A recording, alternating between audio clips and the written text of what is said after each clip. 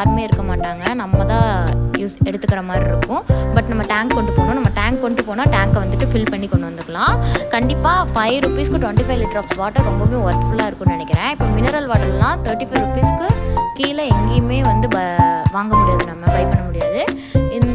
இந்த ஃபில்ட்ரேட் வந்து இந்த ஏரியாவில் இருக்கிற மக்களுக்கு ரொம்பவுமே யூஸ்ஃபுல்னு நான் நினைக்கிறேன். இந்த வீடியோ கண்டிப்பாக ஒர்த்தாக இருக்கும். இந்த வீடியோ ஃபுல்லாக பாருங்கள். இந்த மாதிரி நம்மளோட வீடியோ வந்து யூஸ்ஃபுல்லாக தான் இருக்கும். இந்த மாதிரி உங்களுக்கு யூஸ்ஃபுல்லான வீடியோஸ் வேணும்னா கண்டிப்பாக நம்மளோட சேனலை சப்ஸ்கிரைப் பண்ணிக்கோங்க, இன்ஸ்டாகிராமில் ஃபாலோ பண்ணிக்கோங்க. இது வந்து கிருஷ்ணமஹால், கனகம்பாளையத்தில் வந்து இது கிருஷ்ணமஹால் தாண்டி பங்க் இருக்கும். பங்கை தாண்டி ஒரு ஆலமரம் இருக்கும்.